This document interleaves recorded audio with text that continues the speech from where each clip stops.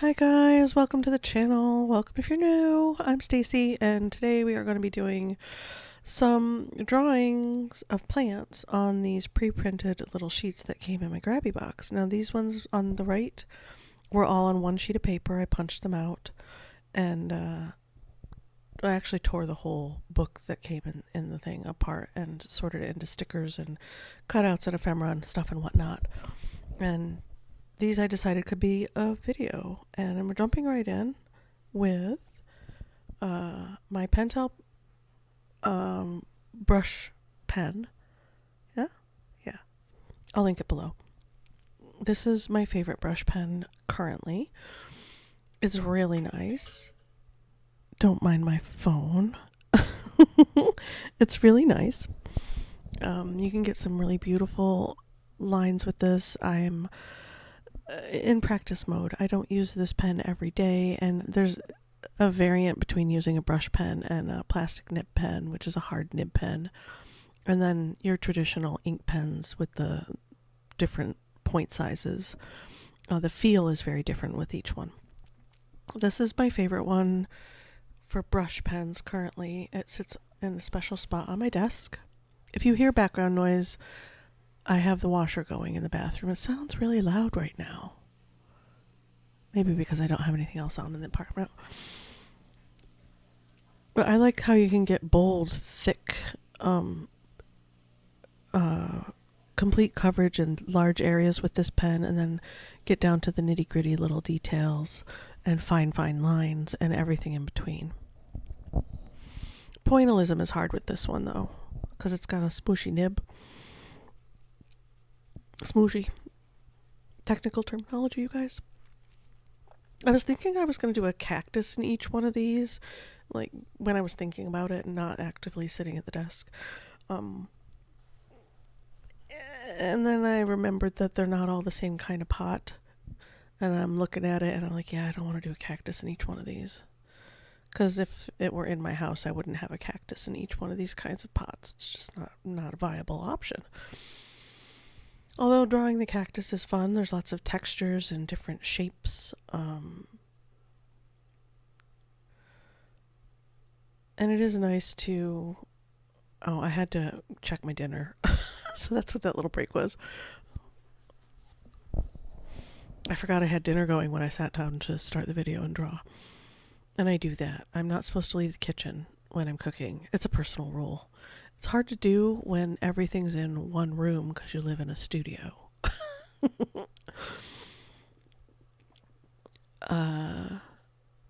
But yeah, here's me figuring out how I'm going to shade in the different areas. And if you get to it quick enough, like almost immediately, with your finger, you can smudge in the wet ink and it'll make some shading for you.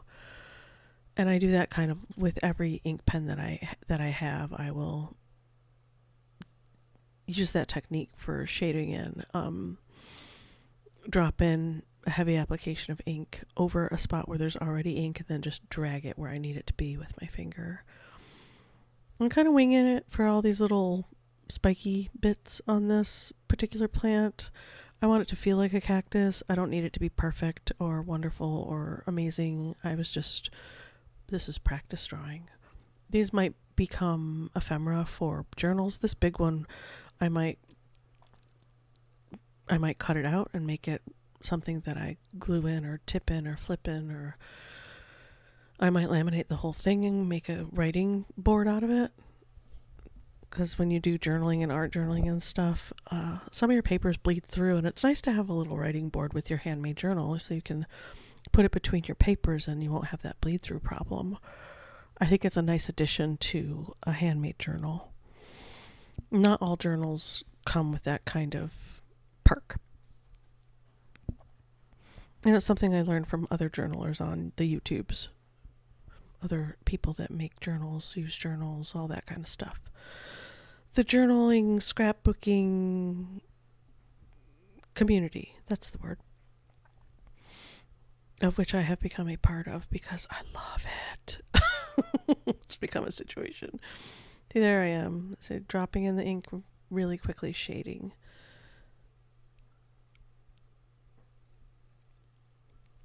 And doing all the little barbs, and I think I decided to put in one more. Did I, or did I just think about it? I gotta pull these down so I can see them. I did not. I was gonna put in one more little growth bubble sprout arm. Oh no. And just changed my mind. Now that these are all done and they're sitting in front of me on the desk, I really like how they all turned out. They're muted, they're subdued, and I might turn these into little writing spots or covers to small journals. I think that would be fun. A little collection of small journals, like in this theme, this plant theme. I think that'd be fun. Little mini writing or art journals.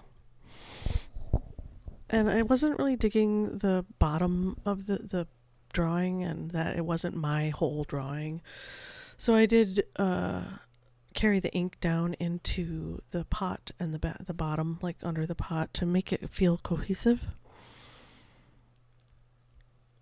And I think that worked out. And then I wasn't caring for the inactivity in the piece. So I did that loose sketch around the outside, and they feel like action lines to me. Sometimes I like it when I do that, and sometimes I don't. It just depends. It's all feel and personal preference. And here I'm trying for a succulent or like a jade, that kind of feel, like one of those jade plants. I used to have a really beautiful jade plant when the kids were little. She was ginormous. I don't know what happened to her, but I honestly don't remember what happened to her, but yeah, she was a big plant. She lasted for years and years and years. But that's my thought while I'm doing this one, is a jade or succulents of some kind. And they look like flowers. Like if you're just looking at it in black and white, a jade looks like flowers to me. Depends how it grows too. A jade plant can get crazy wonky in its growth patterns. The fun thing about a jade is if one of the petals or leaves situations fall off, you can just poke it right in the dirt and it'll sprout. It'll just root itself and grow. It's crazy amazing. So if you have a sparse plant and you've got some growth on top that you're not thrilled with, you can gently cut it off. Because these plants, I've in my experience, are very fragile. They don't like to be pawed and handled because the leaves will just fall right off. But you can pluck the top part off and put it in a different spot of the plant where the pot is empty or there's room, and it'll fill in really nicely. I like this one. This one I think is my favorite drawing of all of these. When we get done, you guys can maybe let me know which one you think is your favorite. But this one is my favorite one of all 5 of these little sketches.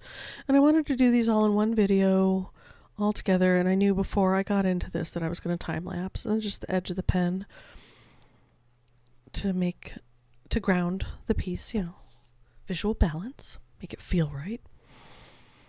And that one I don't put any action lines around it. I don't feel like it needs it. I like it how it is.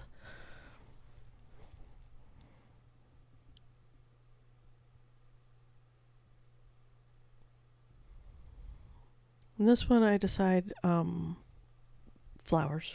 It's just a little pot of, like a vase of flowers, but you use your teapot for the vase. It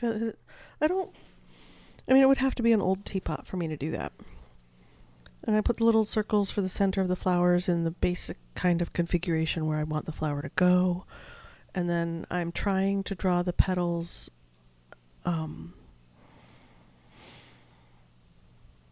white, and then I got lazy and I'm like, yeah, this can take too long. I'm just gonna push the pen down.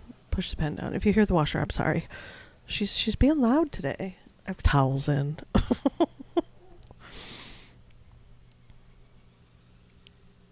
Yeah, see there, I just flatten the pen down for those petals that are at the base, and and your petals don't all need to touch or match up. It can be a raggedy looking flower. A lot of the daisies do look spent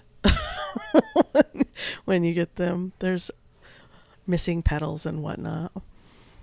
And that's what is in my head, little daisies. I like wildflowers. They're my favorite flowers. Any kind of wildflower. I decided to change this into a leaf, a nice heavy bold line, which throws the balance of the piece off now that I'm looking at it, but it's fine. It's fine. There we go. There's some balance. Some heavy dark on the bottom there. So it looks like it's sitting on a surface. We like that.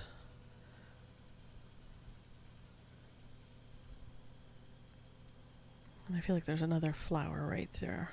I needed to put it in. It had to happen. And no action lines on that one either. And I'm trying to figure out how I wanna do this. Keep the drawings in frame and so you can see them all, and then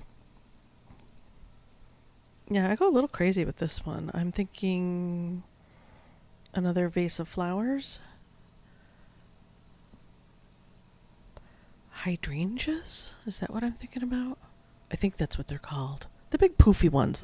They look like lions to me.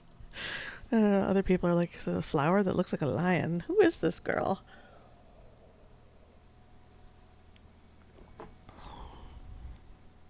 Kind of side facing.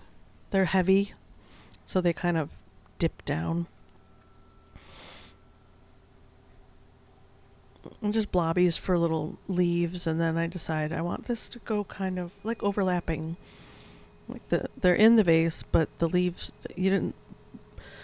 traditionally you would pull all the leaves off the stem that's going to be immersed, because those leaves will rot and get yucky looking and make your water murky. But these ones are poking up and out, so it's okay. It's all right. And I decide I'm going to put another one here. And it's one of those I made it up. It's a made up flower. This is what it looks like. I'm thinking about that lion face flower, but yeah. It's probably all wrong. But here we are. Having fun. Little triangular petals behind triangular petals. Behind triangular petals. And a little bit of dark. I got too heavy with the dark on this side. I don't care for it. Well, it's too late now. It's all. Once the ink's down, it's down. This one's definitely not my favorite. And some wild leaves hanging off the edges, and then I'm thinking one in the background facing away, but it's got to be dark for contrast. And I didn't like that either. So here I am popping in a little bit of dark on this one. Maybe it'll balance things out, but I don't want it to get too dark because I like the way it is. Oh, life choices. And then we do a little bit of action line on this one as well. Just because I'm really not digging it.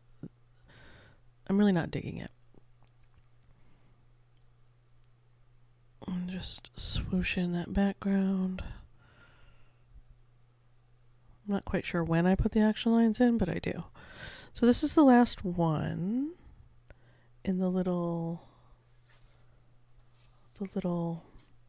cute pot. I like this pot, the idea of it.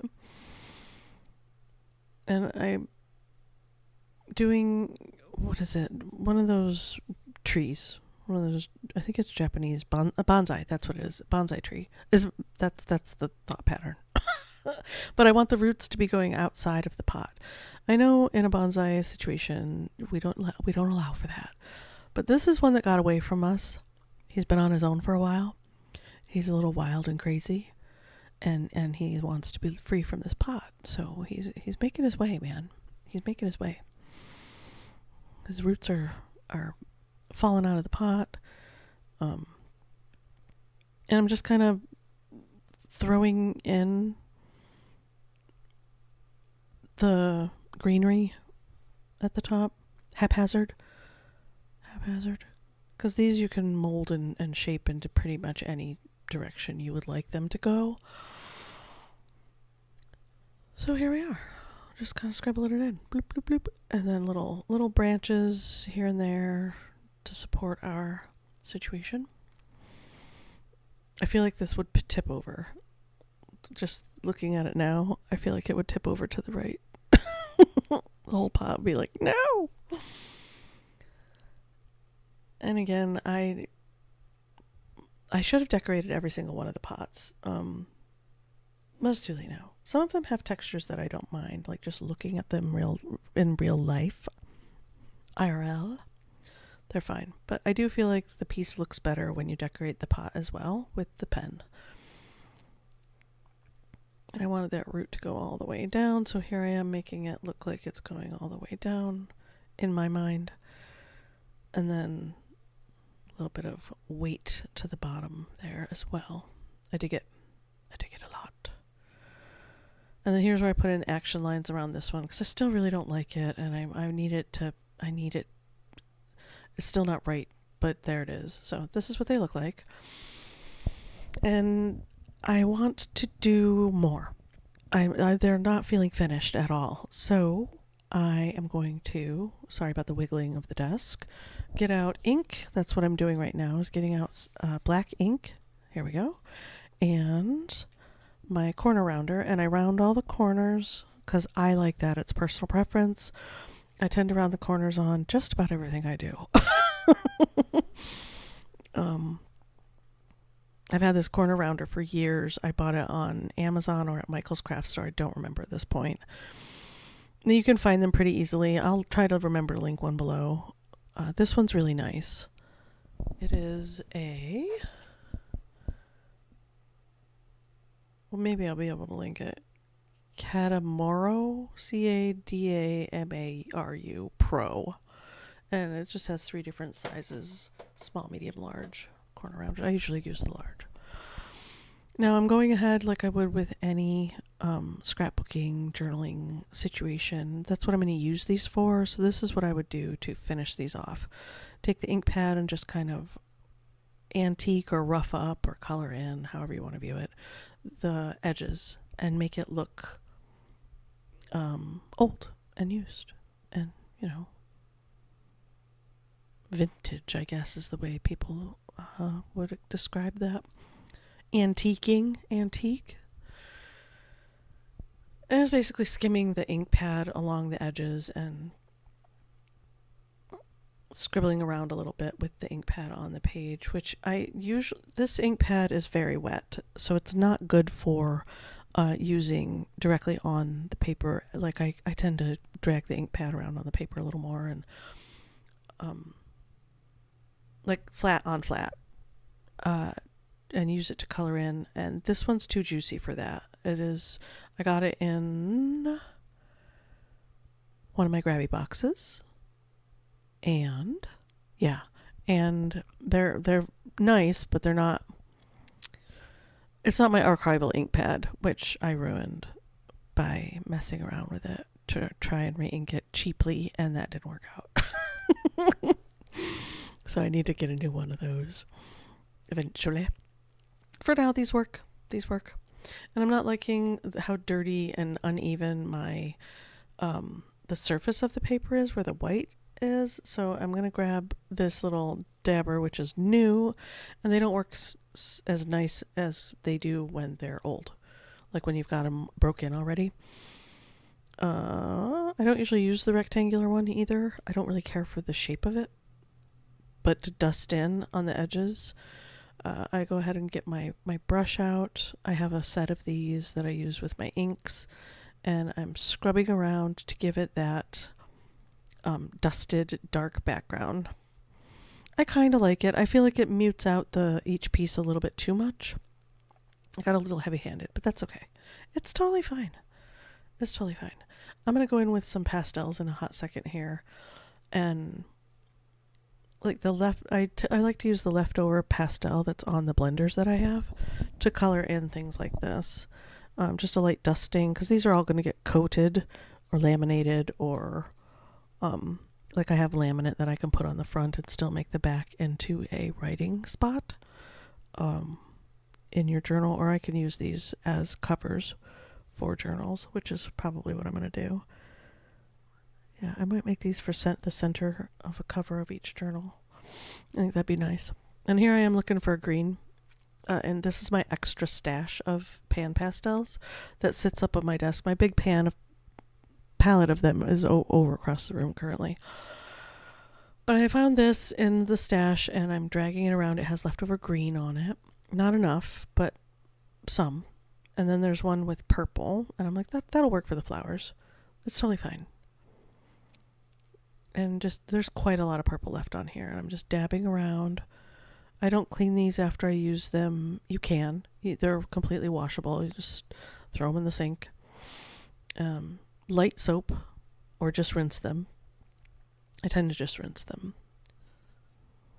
I'm just dabbing in some soft muted color on these. I cannot help myself. You let me know. Do you like them with or without color? I like them both ways, but I can't help myself. I have to put in that little pop of color. It's a whole situation. And I grabbed a green pastel out of my drawer to the right over here. These are my chalk pastels. They are Soho pastels. They're very nice. They're kind of medium hard.